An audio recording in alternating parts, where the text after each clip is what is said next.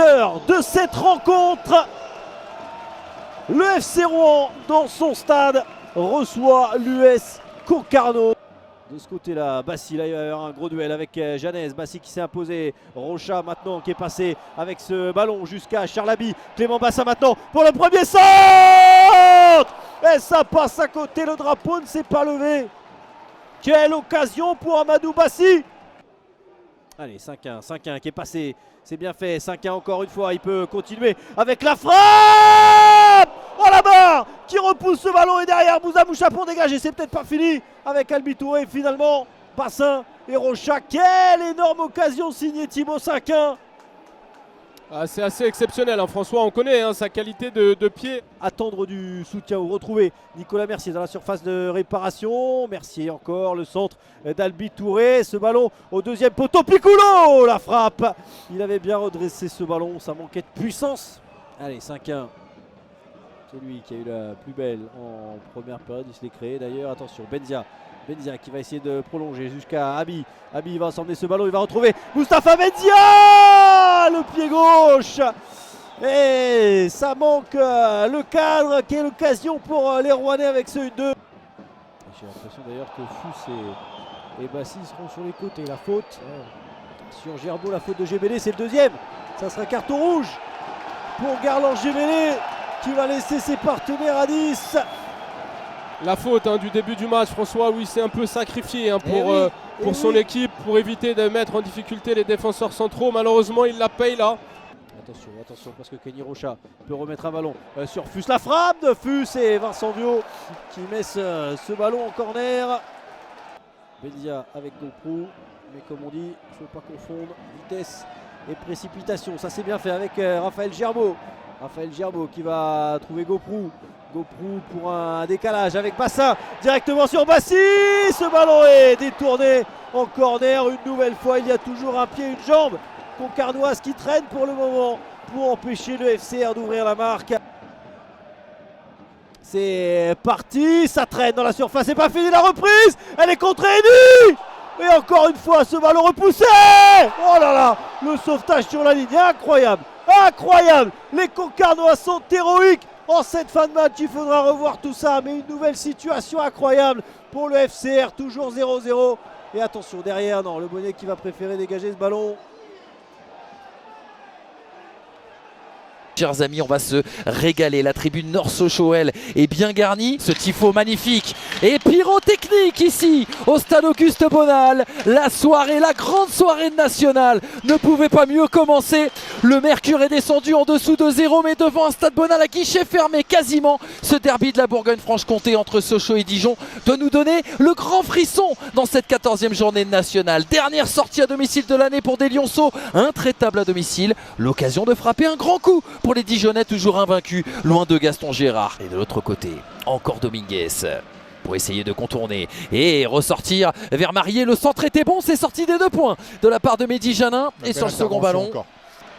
Et quelle capacité de conservation de Boutoutaou à l'origine de cette action, Vincent. Et c'est pas terminé. Loubao, pour la frappe qui oblige Paul Delecroix à se détendre du long de son mètre 84 et qui écarte en corner. Corner pour les Sochaliens. Oh, la frappe de Loubao, elle est pure, elle est instantanée. Et derrière l'arrêt de Delecroix, il est exceptionnel aussi parce qu'il est au départ masqué.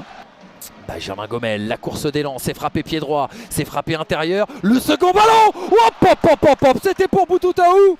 Il l'avait reprise comme elle venait, première intention, et ça passe au-dessus. Boutoutaou comme elle vient, petit rebond, et il la top. Oh, attention, le ballon qui avait été perdu, et derrière le choc entre Tavares et Mehdi Janin. La prise de balle du droitier exilé côté gauche. Dans les petits espaces, elle est belle cette talonnade de Tavares pour Gomel. Le centre et le bon jaillissement encore de Paul Delecroix passé au sol. Allez, du jeu direct là pour essayer d'aller trouver. Oh, la déviation magnifique de Dominguez pour Barca. Oh, le contrôle, la frappe. Et derrière le passage au sol de Mehdi Janin, c'est pas terminé. Alexis Tamac qui la prend comme elle vient. Attention à la transition, là il y a des possibilités avec Lambeza. Lambeza qui a encore une fois résisté au choc, il y a de l'espace à droite, il l'a vu. Et il va aller servir Julien Dominguez, le centre, première attention, c'était justement pour Lambeza. Derrière qui est allé percuter le poteau sur son côté gauche, qui va aller provoquer, qui va rentrer dans ses 16,50 m. Il s'est mis pied droit, il avait tenté de croiser. Un peu trop, ça va passer à côté. Et il va les provoquer. Le passement de jambe, il a monté les genoux. Et derrière, il va aller rentrer intérieur. Oui, il lui reste du jus. Et le petit ballon, la petite passe pour Dominguez. La frappe, Jordan Marier. Oh, le coup de pétard. Oh, la frappe exceptionnelle. Comme elle vient au meilleur moment. À 3 minutes de la fin du temps réglementaire. Et ça libère les supporters dijonnais qui ont fait le déplacement. 1-0 pour le DFCO. Et comme un symbole, c'est son capitaine, son joueur de toujours, Jordan Marier, par qui est venue la solution.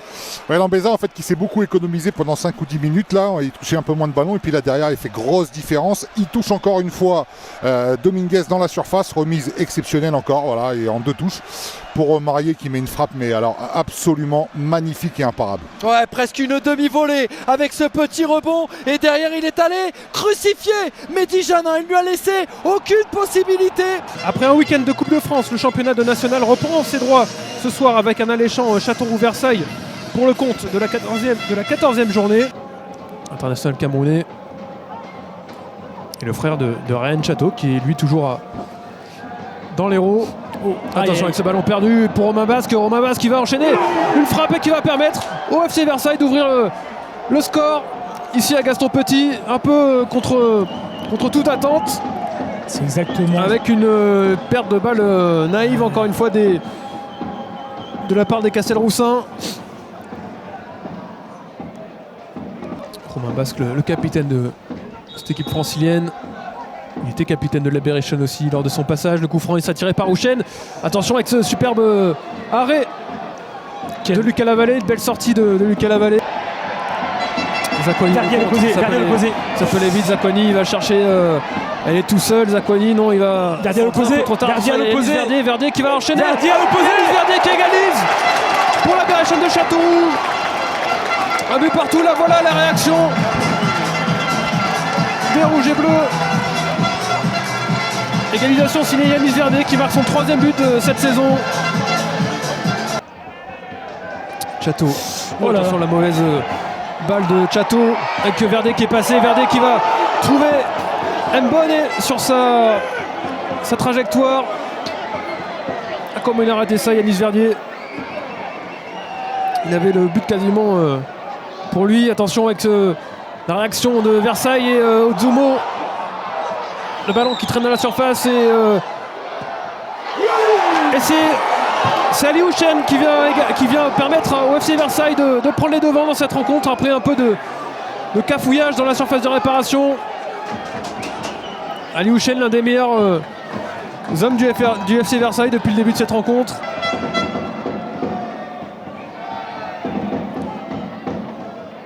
Trinquer avec Bouaoun. Bouaoun qui va tenter sa frappe. Oh, ça passe pas loin de la lucarne de Nathan Jaworski. Superbe frappe d'Issaq Bouaoun. C'est lui l'unique buteur de cette rencontre pour l'Aberration de Châteauroux, Yanis Verdier. Joué ce ballon perdu qui va arriver justement sur Yanis Verdier qui va tirer directement sur Nathan Jaworski. Même si on a toujours Yanis Verdier qui parfois crée quelques sueurs froides sur la défense versaillaise. Bouaoun. Le super renversement de Bouaoun pour Malorinoc. Le nouvel entrant Malorinoc va se mettre sur son pied droit. Ah, c'est un bon enchaînement. Le ballon capté par Nathan Jaworski. Bien joué Bouaoun, bien joué Nock, bien joué Jaworski. Au moins arracher un match nul.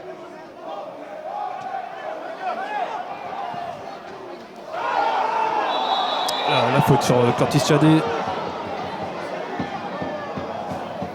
Et alors carton jaune. Logiquement pour carton rouge même pour Magassa.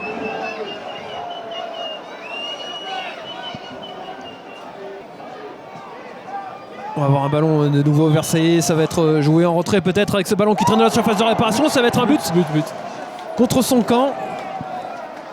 Alors est-ce que c'est Lucas Lavallée ou est-ce que c'est Djibril Diarra?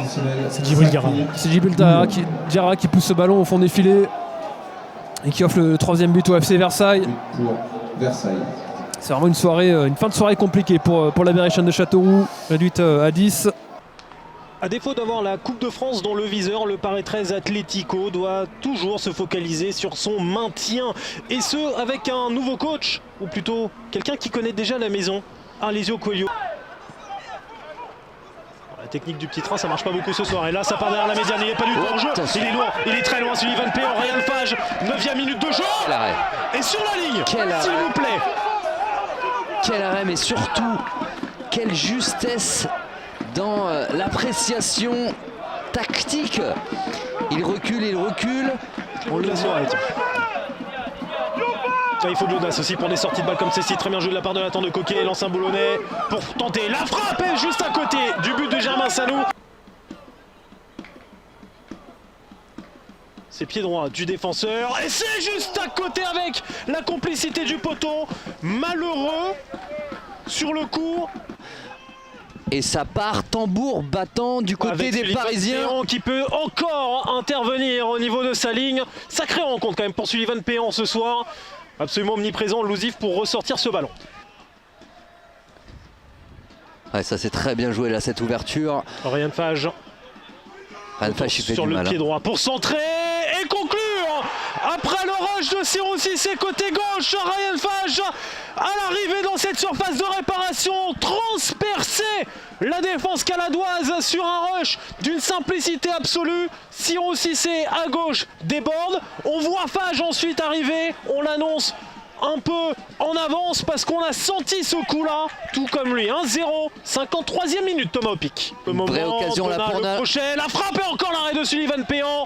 61e minute de jeu, 1-0 pour le Paris 13 qui pousse vers le break et qui va peut-être pouvoir pousser avec Thiago Castro et ce ballon piqué. Relais qui n'a pas pu être pris en revanche dans la surface de réparation. Les 22 acteurs pénétrés sur cette pelouse avec une petite particularité. Alors si le puits, enfin finalement deux particularités. Le puits qu'on avait vu en rose lors d'Octobre Rose a repris ses couleurs ciel et blanc. Et du côté de QRM, on a troqué la tunique jaune habituelle pour jouer avec le maillot noir. Peut-être une contre-attaque là développée avec Dilouidi. Lui il a du feu dans les jambes depuis les 3-4 premières minutes. La première frappe de cette partie, elle est pour les visiteurs, pour les joueurs de QRM après 4 petites minutes de jeu. Superbe performance dans le sud il y a 15 jours. Helsinki qui s'est vraiment lancé par rapport au début de saison, peut-être un petit peu plus poussif. Là on sent vraiment qu'il a pris son rythme de croisière et petit à petit, mine de rien, il commence à s'imposer lui aussi dans le 11 en sachant qu'il y a une belle attaque de QRM là. Ouais, avec Dilouidi peut-être pour le premier but, la frappe. Et voilà l'ouverture du score. Il était très intéressant depuis le début de cette partie, Dilouidi. Et là il a pris le dessus, il me semble à nouveau sur Mohamed pour aller tromper Carvalho qui a touché le ballon mais la main pas assez ferme pour empêcher ce ballon justement d'aller au fond des filets. Et finalement sur cette contre-attaque éclair, QRM qui vient ouvrir le score, le super appel. Là vous voyez de Dilouidi entre deux défenseurs du puits. Et ballon à nouveau peut-être dans cette surface de réparation. Goumo qui essaye de passer devant. Il a pris le meilleur. Du coup il est passé dans la surface en retrait pour Seydou. Le centre au second poteau pour une tête d'Ensinghi. Le but Nsinghi qui confirme sa belle forme du moment. Est-ce qu'elle est signée Rodriguez cette remise de la tête? Il me semble que c'est Maël Zogba qui fait la déviation pour Nsinghi. On l'avait dit, les poneaux assez forts dans les duels, notamment dans la surface.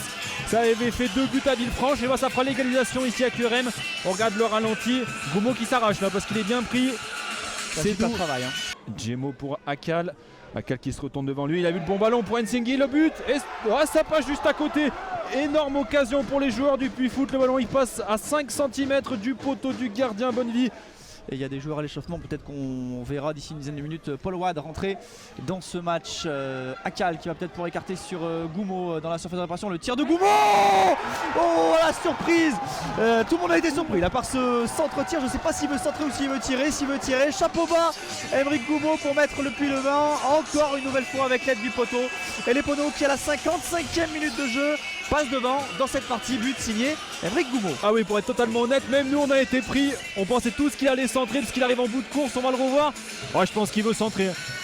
Ouais, la réussite elle est peut-être maximale sur cette action du côté du Puy Foot parce qu'il y a même, je crois c'est le pied de Gaïa qui manque de détourner le ballon. Je préfère ressortir derrière sur Seydou avec Djemo désormais, le petit ballon pour Akal dans l'entrejeu qui ressort derrière sur Zogba. Goumo, le second buteur de ce match qui est servi aux abords de la surface de réparation qui ressort sur Djemo, le sort de Djemo pour Nsinghi, la tête d'Ensinghi, la parade.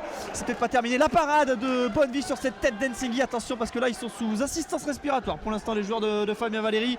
C'est pas fini avec Akal pour d'ici un ballon dans cette surface, le centre d'Akal C'est dévié et dégagé par la défense de QRM avec Fati aux prises avec Kanouté. Fati il n'est pas passé devant Kanouté. Belle défense du numéro 2 de QRM qui va malheureusement manquer sa relance, qui arrive dans les pieds de Groma, le centre de Groma et la tête de Thérézin une nouvelle fois pour sauver son équipe. Kanouté, il garde le monopole du ballon, l'ancien joueur de Bastia, pour servir son capitaine qui va changer de côté pour Goumo au duel avec le capitaine de QRM, Goumo, qui va pénétrer dans cette surface de réparation. Goumo qui a toujours le ballon, Goumo en retrait pour Djemo, la frappe. Oh purée, je l'ai vu au fond. Oh là là, il n'avait pas esquissé le moindre geste. Bonne vie. Ici les joueurs de l'USO en jaune et d'Aubagne en bleu foncé qui rentrent dans la pelouse. Deux équipes qui vont tout donner pour retrouver le chemin de la victoire. Pour rappel, l'US Orléans s'est incliné 3-0 lors de la dernière journée de nationale. C'était en Bretagne du côté de Concarneau. Et Aubagne s'est fait surprendre à domicile par l'équipe promue du Puy-en-Velay en encaissant ni plus ni moins que 4 buts en première mi-temps. Évidemment, cette équipe aubnaise, elle va vouloir... Elle va pas vouloir repartir les mains vides, quoi, Pascal. Guillaume Cousse, ouais, c'est toujours compliqué. Jordan Morel, Fadel Koumisti qui va tenter la frappe. Et le but! Une seule frappe, il aura suffi, une seule frappe cadrée. Et Fadel Koumisti qui redevient leader, débuteur de National.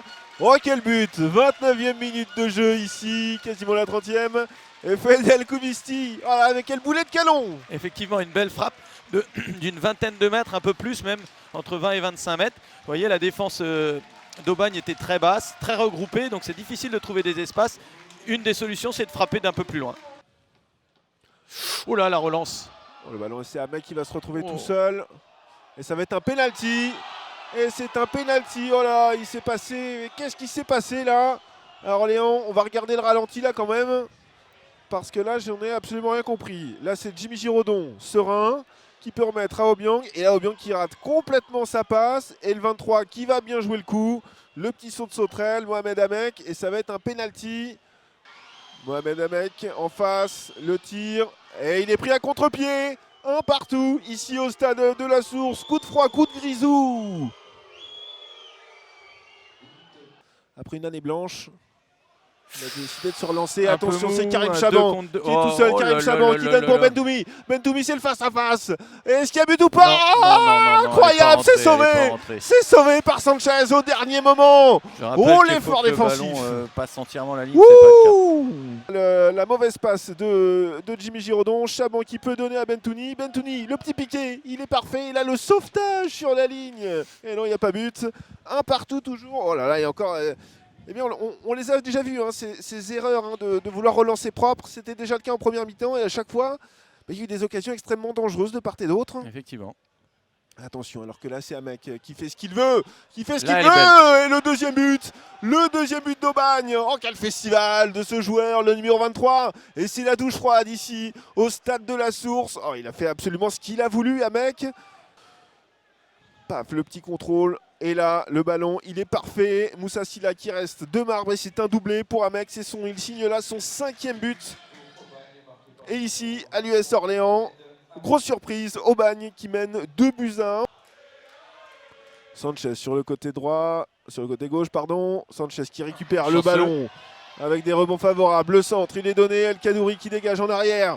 C'est mal joué. Guillaume Cousse qui réclame une main. Il n'aura rien. Jordan Morel qui tire un boulet de canon. Et c'est dégagé en catastrophe par Chibani. Ça commence à s'énerver. Côté USO, va y avoir un centre en retrait. Il y a beaucoup de monde. Oh là là là là là. Oh, ça sent le but. Oh, le ballon qui frise le poteau. Alors qu'il était rentré côté gauche. Alors que c'est là, c'est Obiang. Obiang qui va réussir à centrer. L'Alias qui se bat tout seul, le ballon. Et ça va être le deuxième but. Et l'égalisation. L'égalisation. Et c'est le renard. Le renard maison. Fadel Koumissi qui signe là son doublé. Un but de renard des surfaces. C'est Diaco qui met le ballon. Écoutez, Fadel Koumissi, il est présent là où il faut. De partout. Quel deuxième mi-temps. Ça va dans tous les sens. Bentoumi, c'est un 3 contre 2 mais ça revient fort. On va y avoir un face-à-face. Et c'est le but. Et c'est le but d'Enzo Maïla. Oh, il a donné aujourd'hui. Et là, ça y est, il est récompensé. Coup de froid monumental ici au stade de la Source par ce garçon prêté par Saint-Etienne Il aura énormément couru, il aura eu une toute petite occasion à se mettre sous la dent et il a transféré le ballon. Il est parfaitement donné par Bentoumi, cueilli par ce troisième but d'Aubagne. Et attention, encore une fois par Oudjani, l'entrant. Oh là là, ça sent la correctionnelle pour Oudjani et qui bat Charlie Jean. Et ça y est, la messe est dite ici au stade de la Source. 4-2 pour Aubagne. Avec Oudjani qui va célébrer au poteau de corner même s'il est tout seul. Oh, et quelle victoire de prestige ici pour Aubagne. Quel but Pascal.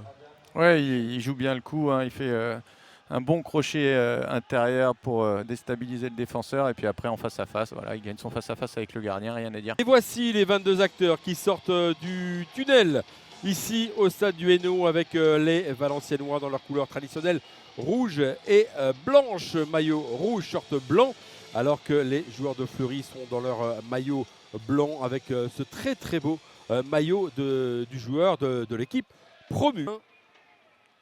Ah, le ballon est rentrant, premier poteau, et ce ballon qui rentre dans le but, et ce but est inscrit par le numéro 2, il s'agit de Colombo qui ouvre le score, premier poteau, ballon extrêmement difficile pour Jean Louchet qui ne pouvait pas sortir. Et tout de suite, l'ouverture du score pour Fleury. Ça n'a pas tardé ici au stade du Hainaut. Sissoko, le centre pied gauche pour Rouaille. Oh, l'arrêt de Gaël Alette, parfait sur sa ligne. Quel arrêt. Ah ouais, le centre était bon, la tête était belle pour Wahib. Ils sont deux au centre. Et ce ballon récupéré par Gaël Alette. Le ballon, en tout cas, il est pour les joueurs de Fleury. Il n'y a qu'un premier centre. Le ballon sorti par Alexandre Coef, la frappe derrière de Morgan Jean-Pierre. Oh, quelle frappe! Oh, quelle frappe pied gauche! Oh, qui se lance dans la lucarne de Jean Louchet. Oh, quel coup de froid dès le retour des vestiaires. On joue depuis 22 secondes dans cette deuxième mi-temps. Et Morgan Jean-Pierre qui claque une frappe pied gauche monumentale dans la lunette de Jean Louchet. Et ça fait 2. Ouais, Diomandé qui a réussi à récupérer ce ballon derrière pour Marc Sincho. Marcincho dans la surface de réparation qui frappe premier poteau derrière, il y a compté. Oh, double arrêt encore une fois de Gaël Alette. On va le revoir immédiatement. On va embellir sa prestation encore plus. Je viens d'en parler. Ballon repoussé derrière le deuxième arrêt. C'est un petit peu un réflexe. Il a un petit peu de chance. Étonnant de voir Ipiélé plutôt dans l'axe de l'attaque. Lui qui est plutôt un ailier. Ipiélé justement qui touche ce ballon. L'ancien Martégal, l'ancien Dunkerquois également. Le centre, il est pas mal ce centre pour Gaëtan Courtet. Gaëtan Courtet qui fait trembler le petit filet extérieur. Le Stade Malherbe en quête de rachat et ce sont des sifflets qui accueillent les Canets. Ils le savent, ils sont dans une période difficile. Ils sortent d'une élimination en Coupe de France contre une équipe de Régional 1. On peut partir avec Ronny Labonne qui a un petit temps d'avance sur Cheikh Koité. Le centre en première intention, ça peut arriver sur Ivan Botella qui va armer la première frappe. C'est pas assez appuyé mais ça a le mérite d'être cadré. Il se trouve les yeux fermés. On peut rajouter à cela Ryan Slimani aussi. Pembele qui va pouvoir alerter la première frappe cadrée aussi pour Bourg-en-Bresse. Mohamed Boumaoui qui fait briller Anthony Mandrea. La claquette, il fallait aller la chercher parce que je pense que ce ballon sinon était destiné à terminer au fond des filets. Avec Jules Meyer, le capitaine, qui peut décaler à nouveau Pembele, le centre de Pembele pour retrouver dans l'axe Mathéo Bodmer. La frappe et l'arrêt à nouveau d'Anthony Mandrea. Double parade d'Anthony Mandrea. Je ne sais pas s'il n'y avait pas une position de hors-jeu sur Mohamed Boumaoui. Et on les voit, hein, c'est plutôt intéressant. Il y a du jeu, là, on passe de la gauche vers la droite, on trouve de l'espace. Il y a le temps de centrer à nouveau pour Pembele. Il va prendre l'appui sur Moussa Gueye qui va sans doute frapper. En tout cas, feinter de frapper, la frappe de Moussa Gueye à nouveau. Anthony Mandrea.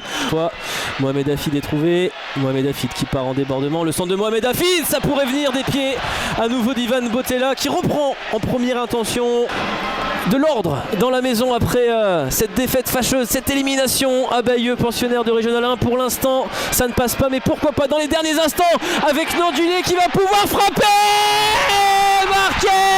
C'est l'histoire, c'est l'histoire qu'on vous annonçait. Ça pouvait venir de lui, Armand Nandulé, à la dernière minute, pas la dernière seconde, mais Armand Nandulé, c'est lui, le supplément d'âme pour Caen ce soir. Les Canets qui vont faire tomber Bourg-en-Bresse dans les derniers instants. Elle peut faire la différence. Évidemment, il vient voir qui, Maxime Dornano, il vient voir le staff. Et ça, c'est des signes qui ne trompent pas. C'est un coach qui n'est pas lâché par son groupe. Non, totalement. Et puis je suis tellement content parce que c'est une belle histoire. victoire, c'est une belle réponse et je suis content pour lui. Deuxième but de la saison pour lui. C'est les histoires qu'on aime quand on est passionné de foot. Et ça s'arrête là-dessus, c'est fini. Caen qui arrache une victoire vitale, du temps pour Maxime Dornano et son staff et surtout de l'air pour Caen, pour ses supporters.